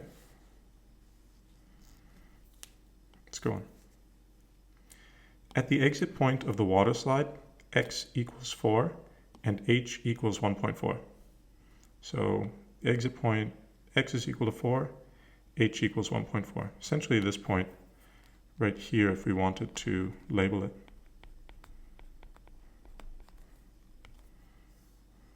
Find an expression for h of x. Okay, nice question, not uncommon. Here they give us a derivative, but now we don't want the derivative, we just want h of x. We want essentially the original function. So how can we do that? Well, we've seen in the past we can take a normal function and then take the derivative to find the gradient function of the derivative. But we can also take a derivative and then perform anti-differentiation to find the original function. So let's go ahead, let's grab our derivative here, and then we'll work that out. So b, here's our gradient function, h prime of x equals 0.6 x squared minus 1.8x. And it's important that they gave us this, and we'll see why in a sec. Okay, so 4 more question, just a brief little review. Here is, let's say, f of x, and this is given to us in the formula booklet. Here's f of x, and it's, let's say, some generic function, x to the n. We want to take the derivative and find f prime of x. So what do? Multiply the exponent out in front, and then reduce that exponent by 1. We also have, in our formula booklet, a way to convert a derivative to its, we can say, it's, I don't know if we can say our normal function, but how to perform anti-differentiation. So if we want to reverse the process. So let's say we have this function x to the n once again. We want to reverse the process. Instead of multiplying out in front, actually, let's deal with this part first. Instead of multiplying out in front and then subtracting 1 from our exponent, if we wanted to reverse the process, what would we do? Well, instead of taking away 1 from our exponent, we could add 1. And instead of multiplying out in front, we would divide by whatever that new exponent value is. So here's our regular function. What do? Add 1 to the exponent and then divide by whatever that new value is. So let's do that here. H of x equals, so let's write out 0.6x. X used to be 2, now it is 3. Divide by that new value. Minus 1.8x. Used to be 1. When we have an x, there's kind of a 1 hidden there. Now it is 2. Let's divide out by that new exponent. We also see that, and this is the reason why they gave us these x and h coordinates, or kind of like an xy coordinate pair, is because we don't actually know when we take a derivative. Let's say if we were to take the derivative of this, we don't know if there was originally a constant. So I'm just going to draw a quick example. Say we had something like this. F of x is equal to, I don't know, 3x, let's do this. 3x squared plus x, 2x plus 5. Let's say we want to take the derivative just really quick. That would be 6x plus 2, and then our constant would fade away. So in this case, we don't actually know. When we take a derivative, we don't actually know, well, we remove the constant. The constant fades away because it doesn't influence the gradient, the slope at a given point. But what that means is when we want to do anti-differentiation, we don't actually know if there was a constant there originally. So here is our derivative. From that, we found our h of x function, but we don't actually know if there was a constant here. There might have been. So we put c, some unknown constant that we'll find later. Okay, so I think we are good. Let's go ahead and what can we say? What can we say? We can clean this up, I suppose, a little. So just looking at this, what can we do? Let's clean this up. So 0.6 x cubed divided by 3. 6 divided by 3 is 2. 0.6 divided by 3, 0.2 x cubed. You can work that out on the calculator as well. 1.8 divided by 2, what is half of 1.8? 0.9 x squared, and then our constant is still c. Okay, so now we just need to find this value, this unknown constant. So in this case, they give us this x and h value. When x is equal to 4, h is equal to 1.4. Right now we have an unknown, x, h, our output, the height at that given point, and c. But we know 2 out of these 3 unknowns, so we can substitute, and then we can use that to solve for c. So in this case, h is equal to 1.4 when x is equal to 4. 0.9, 4 squared plus c. And this will give us the value of the constant. So we have one equation for one unknown. Let's go to the calculator and we can end solve this. Menu, algebra, numerical solve. 1.4 equals 0.2 x, whoops, we don't need x yet. 1.2, this is going to be 4 squared. 4 cubed rather. Minus 0.9, this is going to be 4 squared.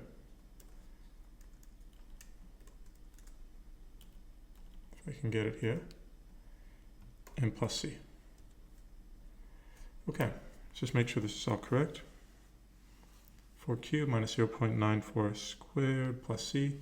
That's the calculator to solve for c. And our constant is equal to 3.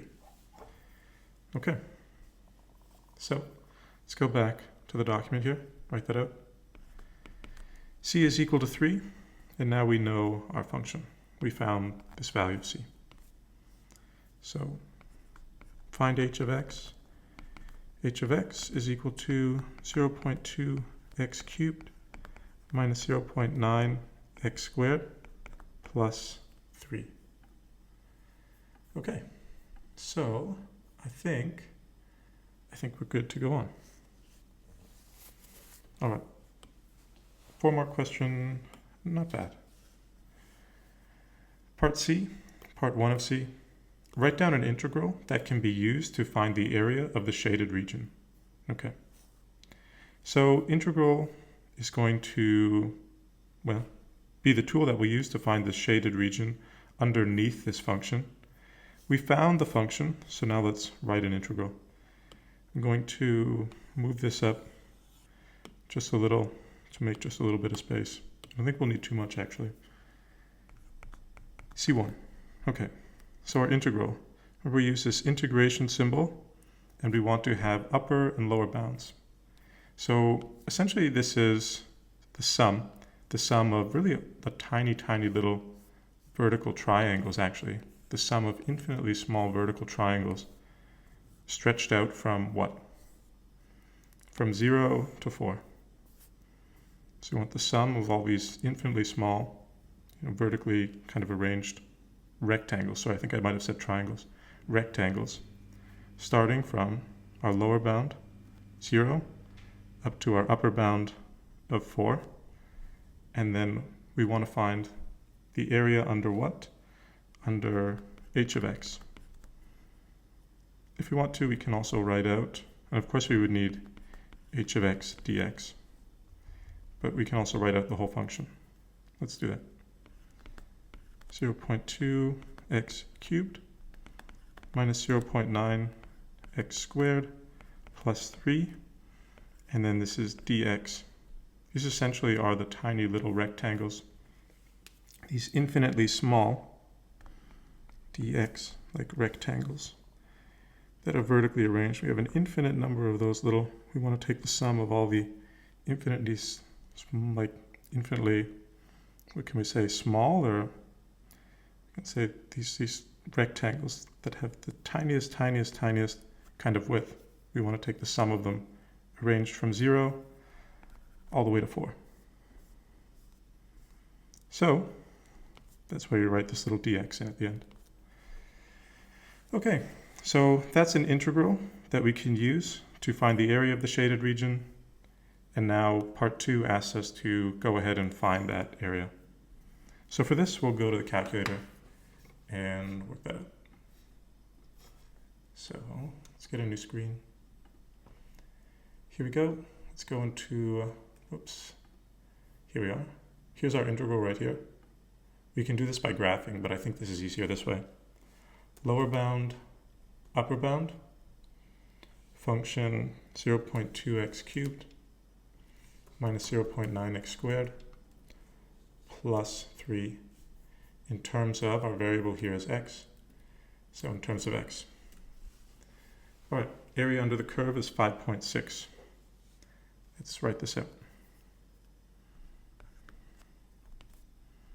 C2 is equal to 5.6, and I suppose we could just say 5.6 because that is essentially what we're doing here. Okay, and I guess we could write out our units. Area, is this in meters? Yeah. So we could say this is 5.6 meters squared. Okay. Last part. The water slide and concrete structure have a uniform cross-section and a width of 1.2 meters, as shown in the following diagram. Find the volume of the concrete structure. Okay, so only a 1-mark question. Volume, what is our area for volume? Usually we express volume as equal to area of base times height. That's maybe the first time you're exposed to it. Maybe it was described as area of the base times height. And I guess you could imagine if we were to topple this over, then this itself would be the base and this would be the height. But maybe a more, you can say, kind of like nuanced or flexible kind of definition is this idea that we have cross-sectional area times extension. So uniform cross-section, take a slice through this any which way, and it's going to have this wave pattern. So here's our cross-sectional area right here, which we found out was 5.6, and we want to multiply it by its extension of 1.2. So volume in this case is equal to cross-sectional area, 5.6, times extension of 1.2. So let's work this out. 5.6 times 1.2, and this gives us 6.72. 6.72, and this is now volume, so we're cubic meters. Okay, let's go on. To comply with safety regulations, Andrew updates this design. The start of the design will stay the same.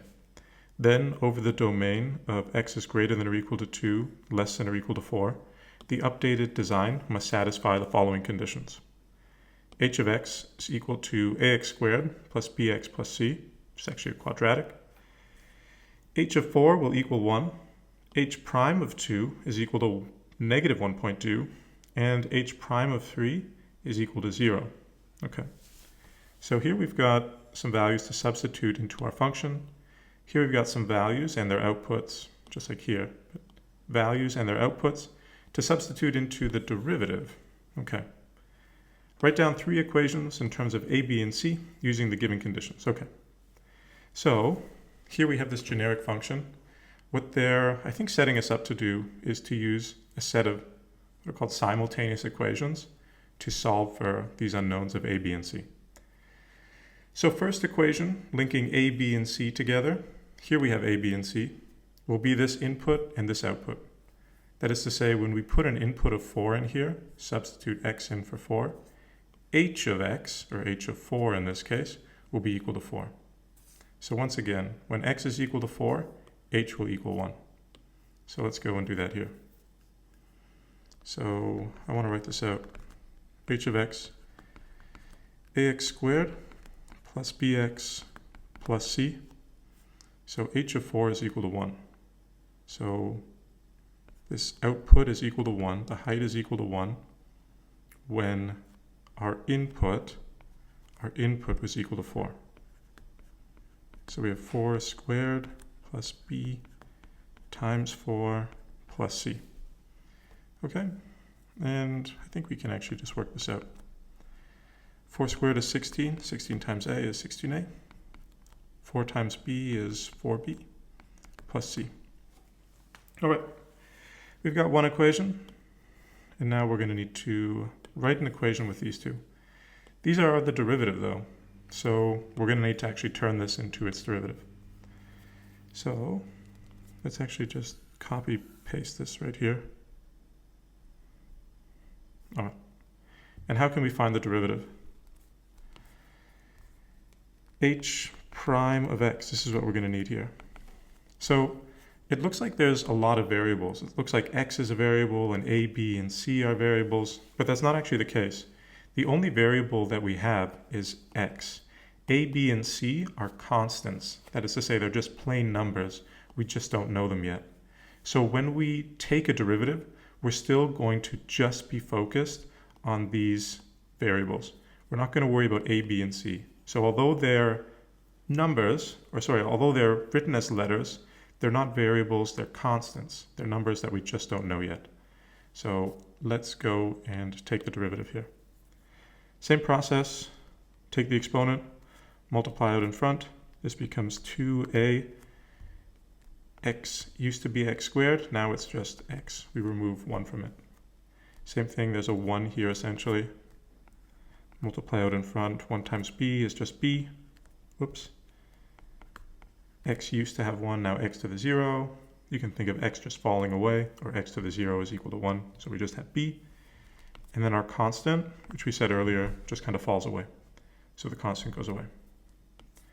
So here is our derivative. And now we can use that same process where we have an input of 2 and an output of negative 1.2.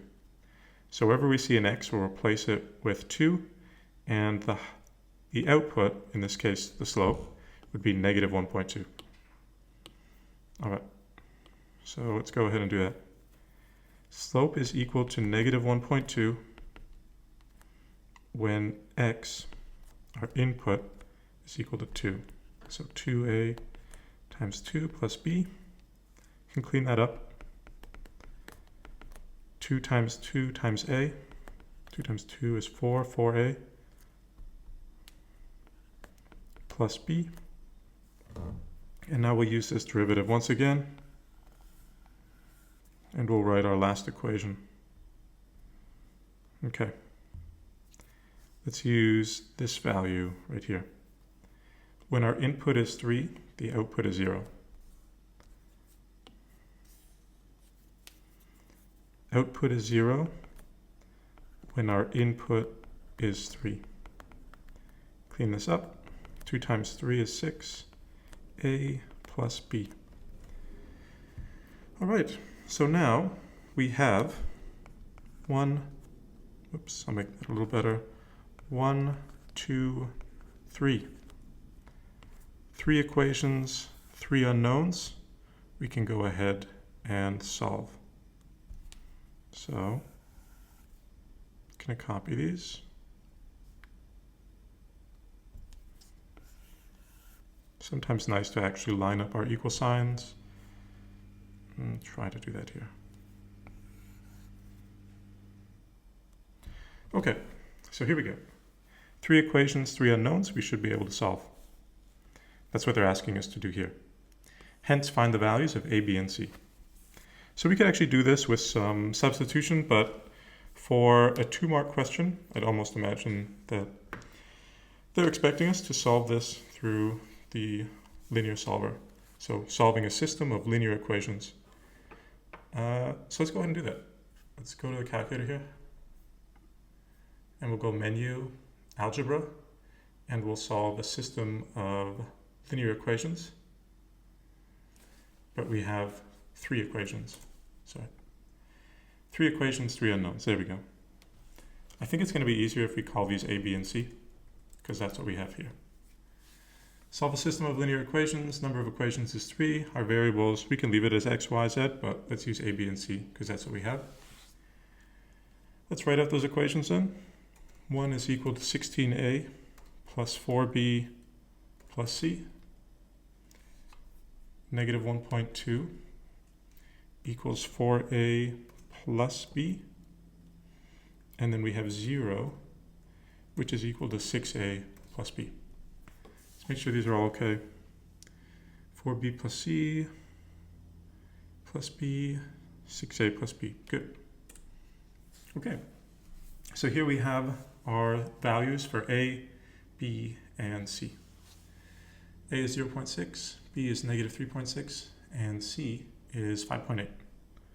So let's go ahead and write that out here. A is equal to 0.6, b is equal to negative 3.6, and c is equal to 5.8. Okay. Last question. Andrew claims the updated design will still provide a smooth path for a person using the slide. Question G. Explain why Andrew's claim is correct at the point where x is equal to 2. Okay, so a smooth path for this slide. So this is what our slide looks like, or I guess this is what our slide looked like originally. But for this domain right here, between x is equal to, or sorry, greater than or equal to 2 and less than or equal to 4, for this section of the slide right here, the slide is being modified. So between this and this, maybe I'll use blue, I think it'll show up better. There we go. So between 2 and 4, he's modifying the slide, and he's just putting in a basic quadratic. But he wants to make sure that this is smooth. That is to say that there's no like breaks in this slide, that it doesn't go here and then suddenly it just like abruptly drops like vertically. And he also wants to make sure that, you know, as we're going down this slide, for example, that the slope doesn't suddenly, even if they are equal at this point, they have an equal height, the slope doesn't suddenly just, you know, turn positive. It would be a terrible slide. So what do we want to make sure? We want to make sure that the height is the same for the first slide as it is for the second, and also that the slope is the same, that it remains unchanged, that it's a smooth transition. We don't have some abrupt drop or we don't hit a wall, I suppose. And also that the gradient at this point is the same. That doesn't suddenly go up or, you know, increase greatly. So what do we know? Let's go ahead and put in some values. So when x is equal to 2, when x is equal to 2, we actually already know the slope is equal to negative 1.2. So let's, I think we can go down here actually. Actually, let's write it out here. That should be fine. Okay, so I'm gonna move this just down a little.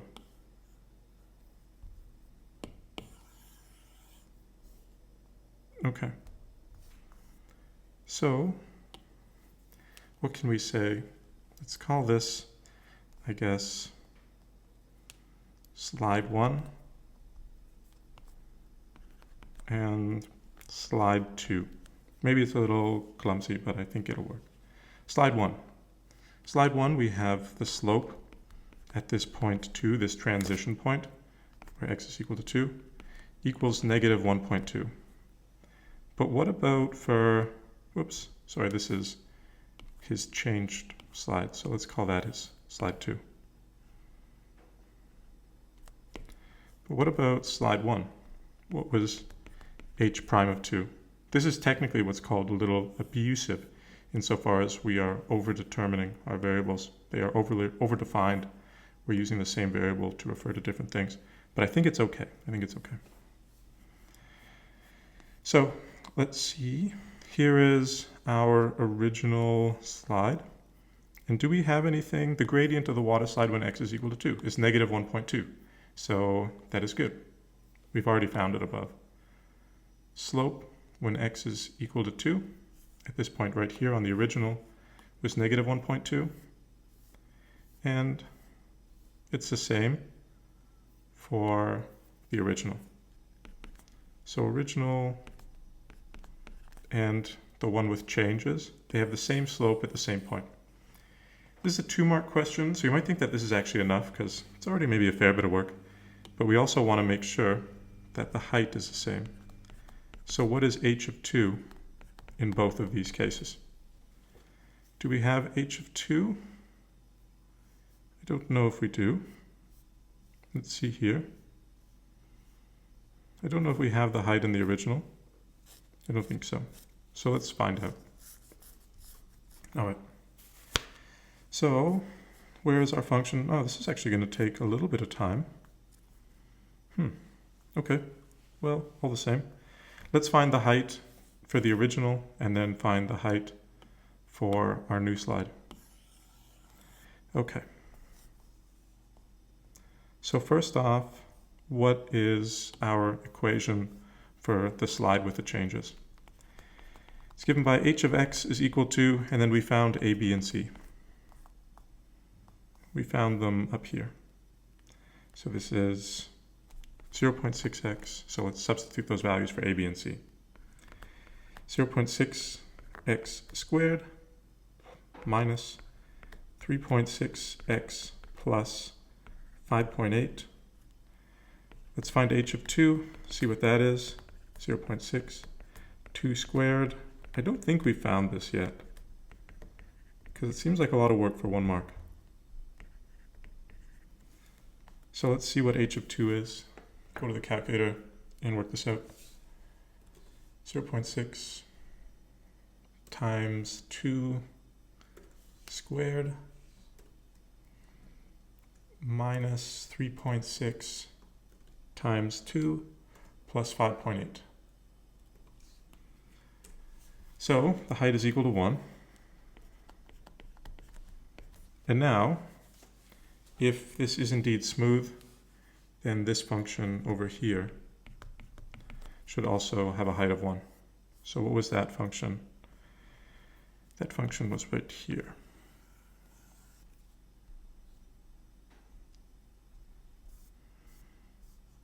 Okay.